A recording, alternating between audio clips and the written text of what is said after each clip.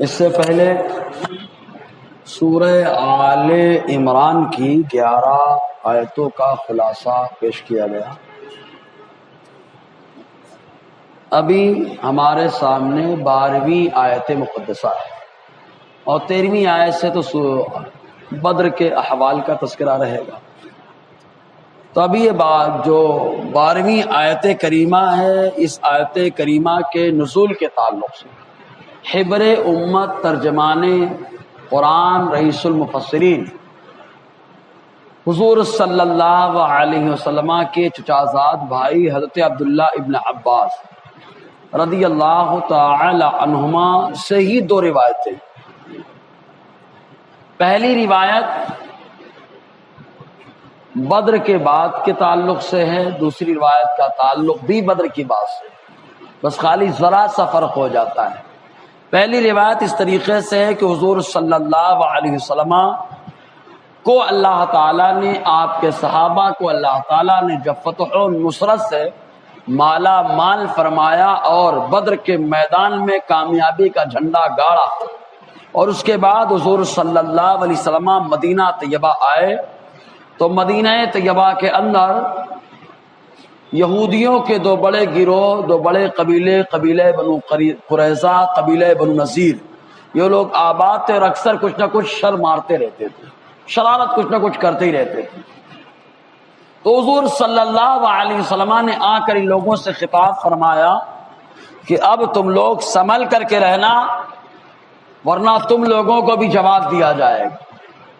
تو جب تک اللہ کے نبی صلی اللہ علیہ وسلم ان کے درمیان جلوہ فروز رہے، خطاب فرماتے رہے، تب تک تو کچھ نہیں کہا، لیکن جیسے ہی حضور وہاں سے نکل کر مسلمانوں کے علاقے میں آئے اور آنے کے بعد بدر کے تعلق سے گفت و شنید شروع ہوئی، تو یہ یہود کے قبیلے جو ہے یہ آپس میں گفتگو کرنے لگے۔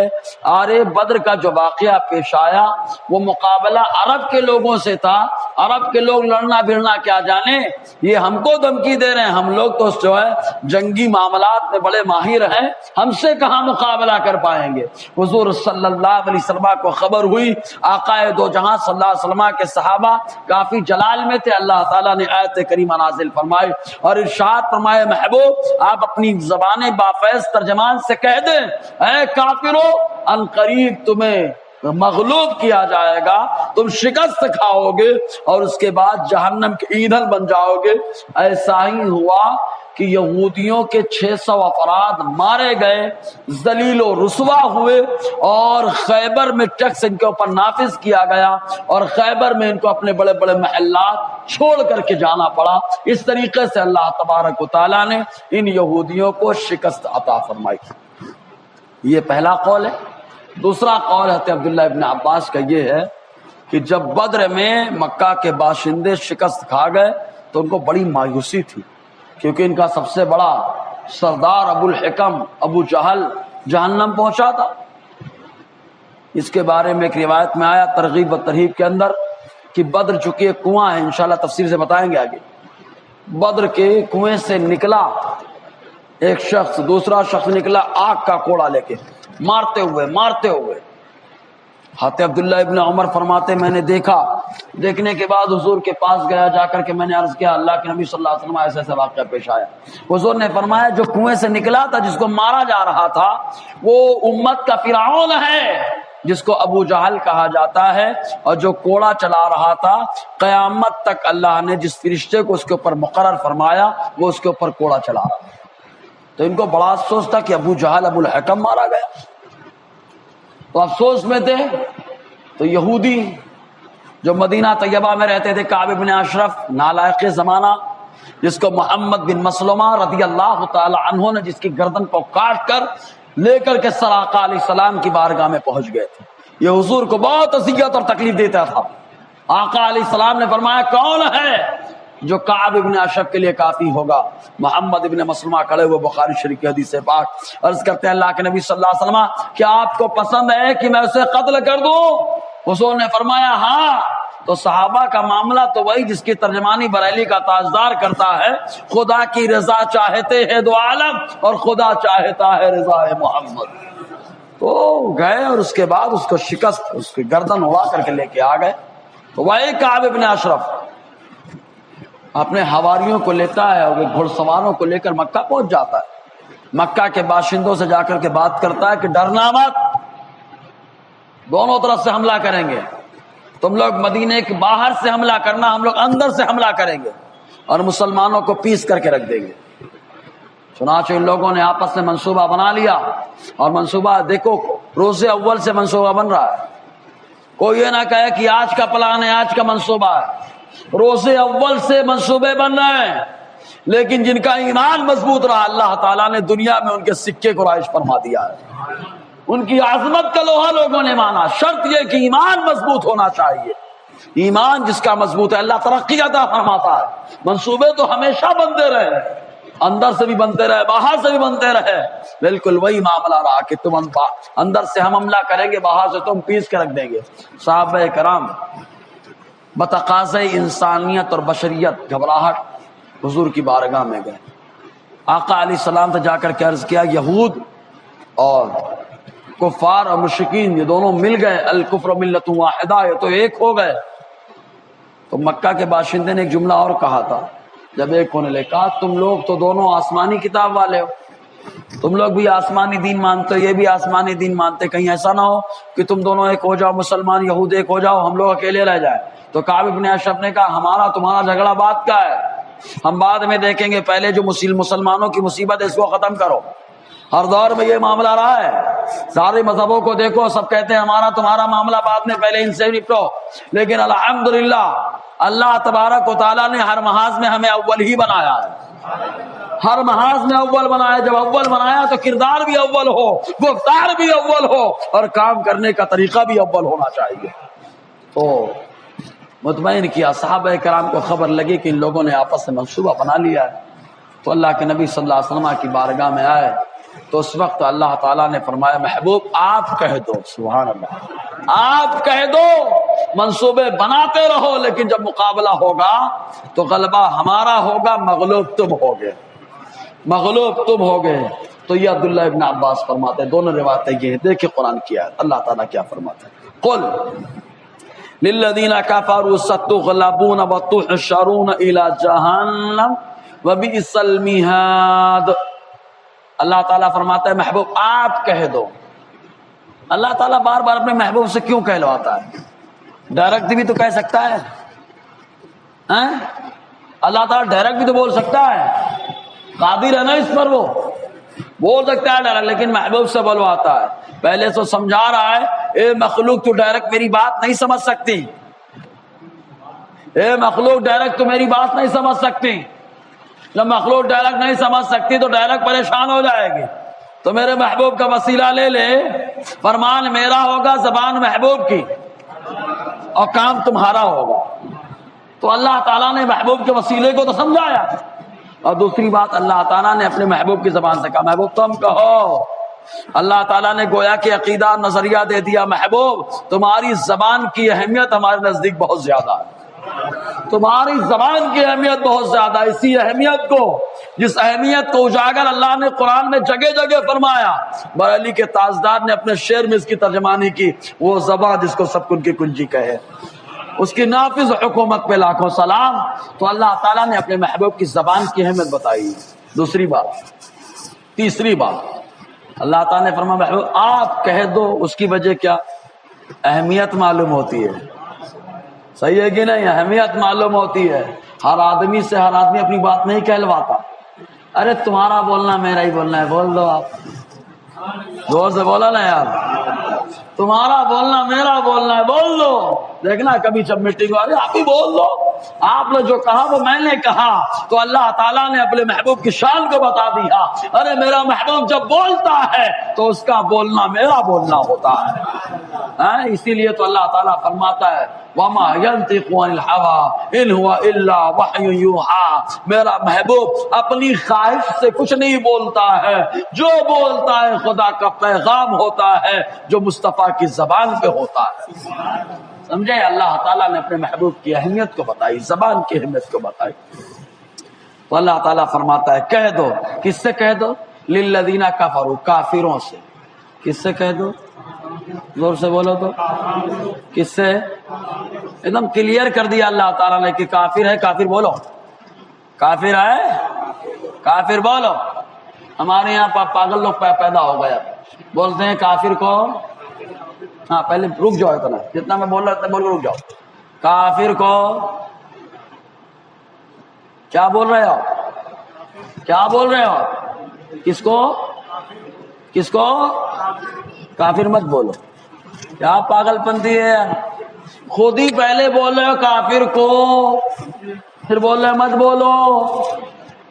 اسی لیے اللہ مشتاق احمد نظامی فرماتا ہے یہ بولتا ہے سمجھتا نہیں, بولتا ہے سمجھتا نہیں. ارے میرا قرآن کہتا ہے, محبوب کی زبان سے الفاظ نکلتے ہیں, قل محبوب بولو ایھا الکافرون, اے کافرون. میں اس کی عبادت نہیں کرتا جس کی تم عبادت کرتے ہو. اللہ تعالیٰ نے اپنے محبوب کی زبان سے کہلوایا کہ کافروں کو کہو کافر. تو جو محبوب کی زبان کی اہمیت کو سمجھتا ہے وہ یہی کہے گا, جو کافر ہے اسے کافر کہا جائے گا, جو ایمان والا ہے اسے ایمان والا کہا جائے گا. سمجھے گی نہیں آپ؟ جی. تو اللہ تعالیٰ فرماتا ہے کافر. اب کافر کئی طریقے میں نے بتا دیا تھا. کافر اصلی ہوتا ہے, پھر کافر مرتد ہوتا ہے. جو شروع سے کافر رہا وہ کافر اصلی ہے, اس کے ساتھ حضور نے بڑی نرمی برتی ہے. پھر کافر مرتد ہوتا ہے جو اسلام لانے کے بعد پھر جائے, کھلا پھر جائے تو مجاہر ہے, اور چھپے چھپے پھرا رہے تو منافق ہے. پھر اصلی میں تین قسمیں ہوتی ہیں, ایک ذمی, مستامن اور حربی. سب بتایا تھا نا اس سے پہلے, ٹھیک ہے ماشاءاللہ. تو اللہ تعالیٰ فرماتا للذین کفروا, اے محبوب کہہ دو کافروں سے, ستغلبون, ان قریب تم مغلوب ہو جاؤ گے. مغلوب سمجھتے ہو کہ نہیں؟ مغلوب ہو جاؤ. کیوں؟ اسلام مغلوب ہونے کے لیے نہیں آیا, اسلام تو غالب ہونے کے لیے آیا. اسلام غالب ہونے کے لیے آیا. اللہ تعالیٰ فرماتا ہے واللہ متم نورہ ولو کرہ الکافرون. اللہ تعالیٰ اپنے نور کو مکمل فرمانے والا ہے, اگرچہ کافروں مشرکوں کو برا لگتا رہے. ان کو برا لگتا ہے لگنے دو, اللہ تعالیٰ اپنے نور کو مکمل فرمانے والا. اچھا قرآن قیامت تک کے لیے ہدایت ہے کہ نہیں؟ زور سے بولیں یار. قیامت تک کے لیے قرآن ہدایت ہے. جو اعتراض اٹھایا تھا وہ منہ کا کھایا, جو اعتراض اٹھایا منہ کی کھایا. انہی لے کے والے میں اللہ فرماتا ہے دنیا میں رسوائی ہے, اور جب مر کے جائیں گے تو دردناک عذاب ان کا استقبال کر رہا ہے. سمجھ رہے نا ایسے لوگوں کے بارے میں جو قرآن پہ اعتراض کرتے. تو قرآن قیامت تک کے لیے ہدایت ہے. کہا قیامت تک کے لیے ہدایت ہے, تو کہا قرآن کا فرمان ہے کافر ہم سے جیتے گا نہیں. زور سے بولو نا یار. کافر ہم سے جیتے گا نہیں, ہم ہی غالب رہیں گے, وہ مغلوب رہے گا. تو یار ہم لوگ کیوں دب رہے ہیں پھر؟ اس کا مطلب ہمارے ایمان میں کمی ہے. ایمان اگر دمدار ہوگا تو ایمان والا بھی دمدار ہوگا. زور سے بولے نا یار. کہتے ہیں غذا پاورفل ہے تو کھانے والا بھی پاورفل ہوگا. غذائیں مقوی غذا کھانے کے بعد آدمی طاقتور ہو جاتا ہے. تو الحمدللہ سب سے مقوی غذا جو اللہ نے دنیا میں بھیجی ہے وہ مقوی غذا ایمان ہے. جس کے پاس ایمان ہے اللہ تعالیٰ سب سے بڑا پاورفل اسی کو بناتا ہے. سمجھے نا؟ اسی لیے اللہ تعالیٰ فرماتا ہے مغلوب ہو جائیں گے کافر, تمہارے مقابل میں نہیں ڈٹ پائیں گے, کسی اور کے مقابل میں ڈٹیں گے. ہاں اگر وہ بظاہر اگر وہ جیتتے ہیں تو اس میں کچھ نہ کچھ ہماری کوتاہی ہے. میں نے بتایا نا مقوی غذا. کہیں ایسا تو نہیں ہے کہ بادام جیسا دکھ رہا ہے بادام نہیں ہے. ابھی چل پڑا ہے کیا بولے وہ میٹھا کھانے سے شکر ہو, ایسے چل رہا ہے نا ابھی. بولے میٹھا کھاؤ گے تو شکر. میں بڑا حیران تھا, یا اللہ.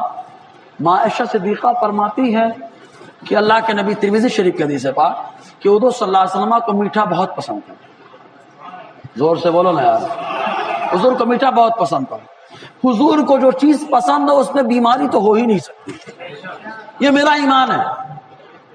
پھر میٹھا کھانے کی وجہ سے کہ شکر کیوں ہو رہی, تو غور کرنے کے بعد معلوم یہی ہوتا ہے کہ یار میٹھا کم کیمیکل زیادہ, میٹھا کم کیمیکل زیادہ. ورنہ آج بھی میٹھا گڑ ہے, سمجھ رہے کہ نہیں؟ آج بھی میٹھا کھجور ہے, سمجھ رہے کہ نہیں آپ؟ تو جو اصل ہے سرکار کو پسند ہے, جو سرکار کو پسند ہے اس سے بیماری نہیں ہوتی ہے. بلکہ اگر بیمار کھاتا ہے اللہ اسے شفا عطا فرماتا ہے۔ سمجھا نا، بس خالی کیمیکل نے ایسا گڑبڑ کر دیا۔ دنیا کہتی ہے بیماری پھیلتی جا رہی ہے، میں کہتا ہوں پیارے بیماری کیوں پھیل رہی ہے؟ اس کی وجہ یہ ہے کہ ہماری غذاؤں میں کیمیکل کے اثرات زیادہ ہو گئے۔ اثرات کم کر دو، کھاؤ گے تھوڑا، اللہ حفاظت زیادہ فرمائے گا، ہے نا۔ حضور کی سنت ہے لوکی شریف، لوکی کون جانے لوکی کیا ہے؟ ارے مصطفیٰ سے پوچھو اس کی اہمیت، سبحان اللہ۔ بخاری شریف کی حدیث پاک آتے ہیں، انس بن مالک فرماتے ہیں پیالے میں حضور صلی اللہ علیہ وسلم لوکی شریف کو تلاش کر کر کے تناول فرمایا کرتے تھے۔ آج دنیا کہتی ہے لوکی کھانے والے کے بدن میں چربی کا معاملہ کم ہوتا ہے، میرے مصطفیٰ نے پہلے ہی 1450 سال پہلے ہی بتا دیا ہے۔ تو حضور کی سنتوں پہ عمل کرو، دیکھو کام ہو جائے گا، معاملہ حل ہو جائے گا، سمجھ رہے گی نہیں جی؟ تو اللہ تعالیٰ فرماتا ہے، تو حضور صلی اللہ علیہ وسلم کو جو غذائیں پسند رہی ہیں ان سے بیماری ہو سکتی ہے؟ ان میں بیماری نہیں ہے، ان میں کیمیکل ڈال دو۔ مان لیجیے حضور کو روٹی پسند ہے، مان لیجیے ایک مثال دے رہا ہوں، حضور کو روٹی کیا، میں ڈائریکٹ میٹھے پہ آ جاتا ہوں، میٹھا حضور کو پسند ہے، کوئی اس میں زہر ڈال دے تو بھائی زہر کی وجہ سے آدمی کو نقصان ہوگا نا۔ یہ تو میرے نبی ہیں جن کے اوپر زہر کا اثر بھی نہیں ہوتا ہے۔ بخاری شریف کی حدیث پاک ہے نا، خیبر جب فتح ہوا تو ایک یہودن جس کا نام زینب تھا، حضور صلی اللہ علیہ وسلم کو بکری کی دستی، جس کو آج ہم لوگ لیگ پیس بولتے ہیں نا، پایا، ہاں بڑے جانور میں پایا، مرغے میں لیگ پیس، ہے نا۔ آقا علیہ السلام کو بکری کی دستی زرہ بہت پسند تھی، آقا علیہ السلام بڑے شوق سے تناول فرمایا کرتے تھے۔ ایک موقع تو آیا، ایک بکری میں 4 زرہ نہ ہوں گی، تو ایک صحابی جو ہے نکالتے رہے، حضور صلی اللہ علیہ وسلم تناول فرماتے رہے، 4 ہو گئی، حضور نے فرمایا اللہ، انہوں نے کہا ختم ہو گئی، حضور نے فرمایا الخصائص الکبریٰ، حضور نے فرمایا میں مانگتا رہتا، تم نکالتے رہتے، بار بار دستی تم نکالتے رہتے، لوگ کھاتے رہتے، دستی ختم نہیں ہوتی، سمجھے نا، الخصائص الکبریٰ کے اندر ہے۔ تو حضور صلی اللہ علیہ وسلم کے سامنے ایک دم بھنا ہوا گوشت زہر ملا کر کے اس نے پیش کر دیا، اور یاد رکھو اس نے جو امتحان لینا چاہا تھا، مصطفیٰ کو اگر علم نہیں ہوتا تو امتحان اس کا مکمل ہوتا کیا؟ اس کو پکڑ کے رکھنا خالی، لوگ سمجھتے ہیں کہ حضور کو معلوم نہیں تھا، ارے مصطفیٰ کو معلوم تھا کہ کیوں کھلا رہی ہے، تبھی تو مصطفیٰ نے منہ پہ رکھا، صحابہ نے کھایا، تبھی تو صحابہ کی شہادت کا معاملہ آیا۔ اب اس کو پکڑ کے رکھیں۔ حضور صلی اللہ علیہ وسلم نے جیسے ہی اٹھایا، منہ سے لگایا، رکھ دیا، فرمایا کس نے بھیجا؟ بلاؤ اس کو۔ زینب یہودن کو لایا گیا، آقا علیہ السلام کی بارگاہ میں حضور صلی اللہ علیہ وسلم نے فرمایا حل سممتی، کیا تو نے اس میں زہر ملایا؟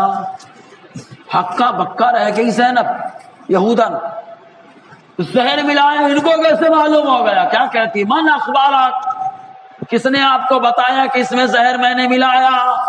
میرے نبی نے فرمایا وہ بکری کا وہ گوشت جس کو میں نے اپنے ہونٹ سے لگایا تو مجھ سے کہتا ہے اللہ کے نبی صلی اللہ علیہ وسلم مجھے مت کھاؤ، میرے اندر زہر ملا ہوا ہے، میرے اندر زہر ملا ہوا ہے۔ دیکھو آقا علیہ السلام کا ہاتھ لگ جائے تو جس میں زبان بھی نہیں اللہ اسے بولنے کی طاقت عطا فرمائے، ورنہ کہاں دستی میں زبان ہے، تو کہا لیکن مصطفیٰ کے ہاتھ میں ہے، جس میں زبان نہیں وہ بھی مصطفیٰ کی عظمت کے قصیدے پڑھتا ہے، سمجھے کہ نہیں آپ؟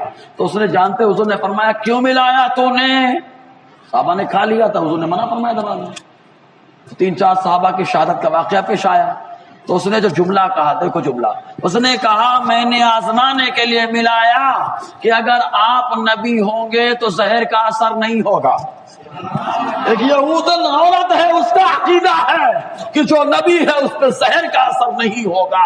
الحمدللہ ہمارا عقیدہ یہی ہے کہ مصطفیٰ اگر لعاب بھی ڈال دیں اللہ تبارک و تعالیٰ زہر کے اثر کو ختم فرما دیتا ہے۔ بارہا ایسے واقعات پیش آئے، ابھی ایک اعتراض پڑے گا، اس کا جواب بھی دیں گے۔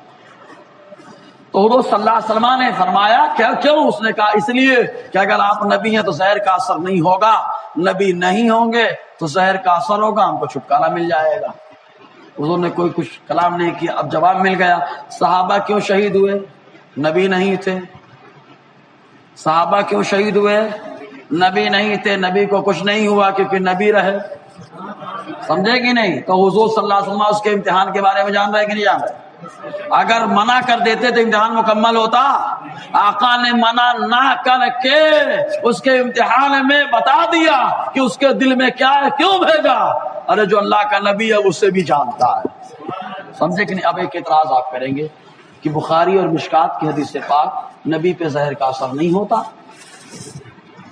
تو حضور صلی اللہ علیہ وسلم پردہ فرمانے کے موقع پہ فرماتے تھے، اے عائشہ مجھے خیبر میں جو زہر دیا گیا تھا اس کا اثر محسوس ہوتا ہے، حدیث ہے، تو نبی پہ تو زہر کا اثر نہیں ہوتا، پھر کیوں اثر ہو گیا؟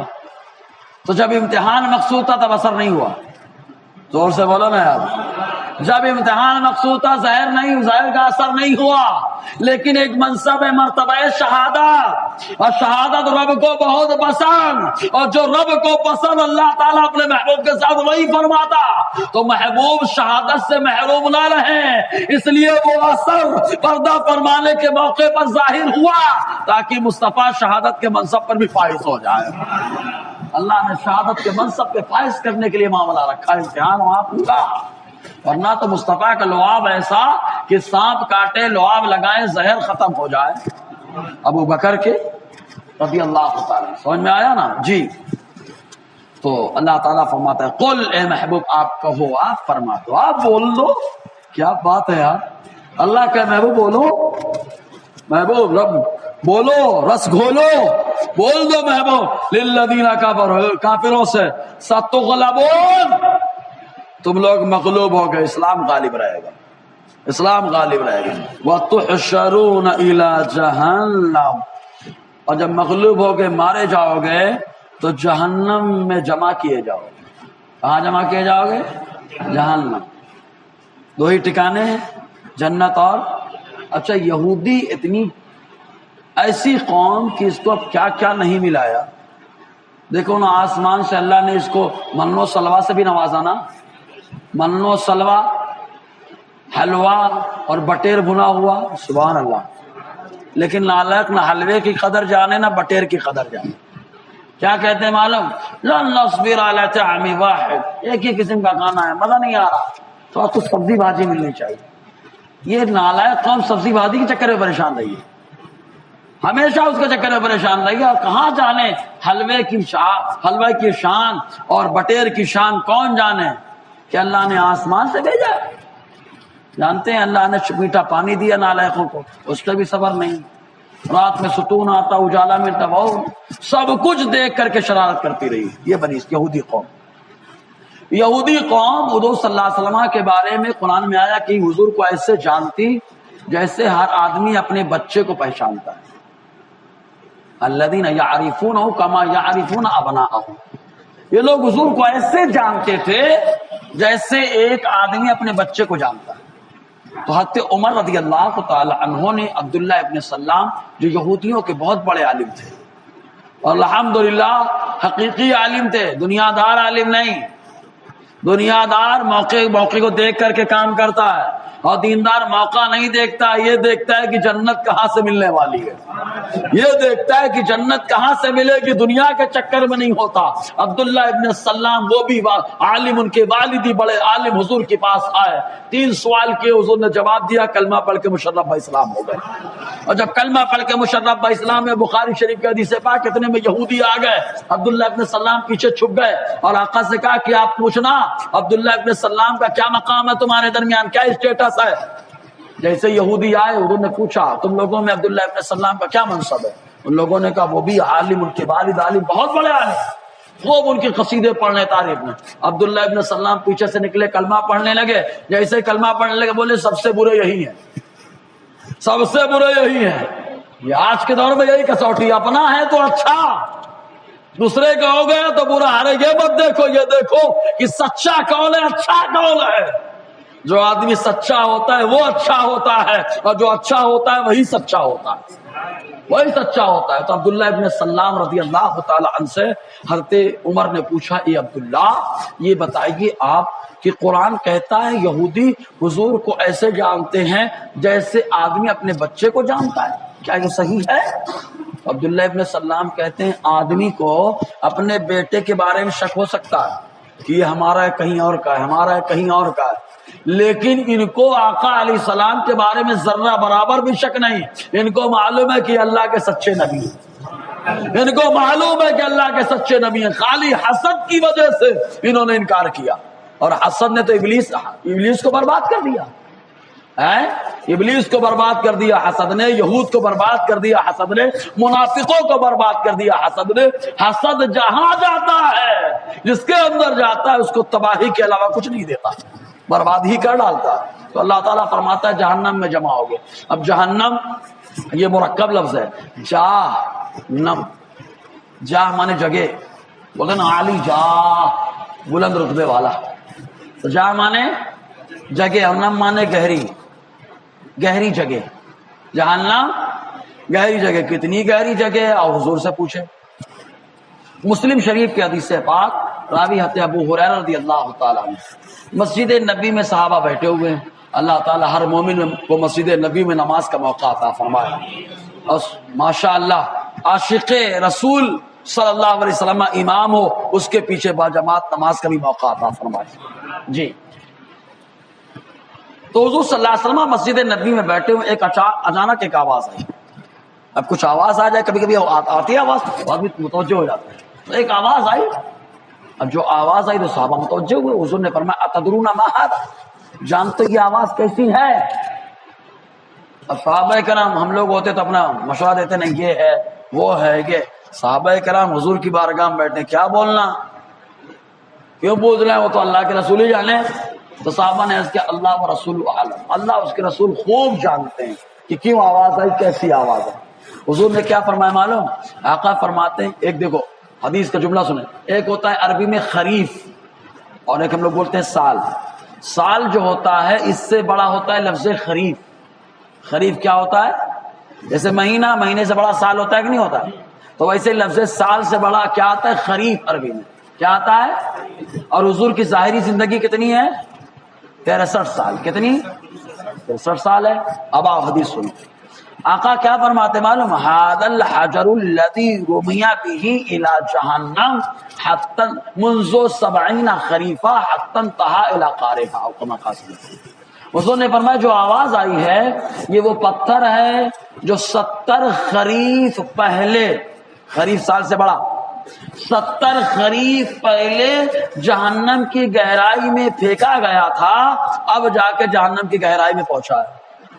زور سے بولو نا یار، اس کے لیے نہیں، آقا کے علم کے لیے بولو. مصطفیٰ کی ظاہری زندگی 63 سال، اور مصطفیٰ اپنے ولادت سے پہلے کا تذکرہ فرما رہے ہیں، ولادت سے پہلے کا تذکرہ فرما رہے ہیں. اچھا کتنی؟ اب سفر دیکھو، ہم لوگ اگر مان لیجئے اگر حج کرنے بھی جائیں تو بہت زیادہ پیدل جائیں گے تو 1 سال پکڑ لو، 2 سال پکڑ لو، ایسا ہی ہے نا، 2 سال پکڑ لو، بہت اطمینان سے گئے. تو اتنی دور ہے، گہرائی کتنی ہے؟ 70 سال بھی نہیں، خریف. تو مصطفیٰ نے ایک اور بتا دیا، 70 سال کی دوری، یہاں تو 1-2 سال ہم نے پکڑا ہے، 70 سال کی دوری پر کہیں کچھ ہوتا ہے تو تمہارا نبی اس کو سن لیتا ہے.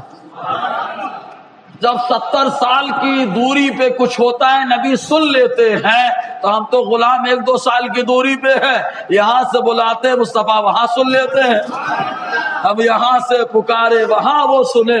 مصطفیٰ کی سماعت پہ لاکھوں سلام. اچھا ایک چیز اور آقا نے یہ بھی بتا دیا، اب جہنم ظاہر سی بات ہے پردہ ہے، کیا ہو رہا ہے کس کو معلوم، لیکن مصطفیٰ نے بتایا 70 خریف 70 سال دوری پہ کیا ہوتا ہے. تم دیکھو نہ دیکھو تمہارا نبی دیکھ لیتا ہے. جب تمہارا نبی ہمارا نبی دیکھ لیتا ہے تو کہا 70 خریف 70 سال کی دوری پر ہے، تو کہا پوری دنیا کا معاملہ تو اس سے کم ہی کم ہے، تو دنیا میں جہاں کہیں کچھ ہوتا ہے میرا نبی اسے اپنی آنکھوں سے دیکھا کرتا ہے. سمجھ رہے نا، اسی کا مطلب ہوتا ہے دنیا میں ہمارے نبی حاضر ناظر ہے. کیا ہے؟ سمجھ میں آ گیا جی. تو جہنم گہرائی، وبئس المہاد، بہت برا بچھونا ہے. کافر کے لیے حدیث پاک میں آیا کہ پہلے ایک صندوق میں اس کو ڈالا جائے گا، آگ کا صندوق ہوگا، پھر اس کو بند کر کے چھوٹے والے پھر ایک بڑے صندوق میں ڈال دیا جائے گا، پھر اس بڑے والے کو ایک اور بڑے صندوق میں ڈال دیا جائے گا۔ تینوں صندوق جو آگ کے ہوں گے، کافر کو محسوس ہوگا میرے علاوہ کوئی جل ہی نہیں رہا، میں اکیلا جل رہا ہوں۔ اتنا خطرناک بچھونا جلنے والا ہوگا کہ کافر کو ایک دم جلا کے راکھ کر دے گا، لیکن نہ اس میں مرنا ہے نہ جینا ہے۔ ایک بولتے ہیں نا، نہ مارے مرے، سمجھ ہے نا، کوئی نہیں، تم خالی پریشان ہونا ہے وہاں پہ، سوائے پریشانی کے اور کچھ نہیں ہے۔ اللہ تعالی ہم سب کو اپنے محبوب صلی اللہ علیہ وسلم کے صدقے جہنمیوں کے اعمال سے بچنے کی توفیق عطا فرمائے، جنتیوں جیسا کام کرنے کا جذبہ عطا فرمائے۔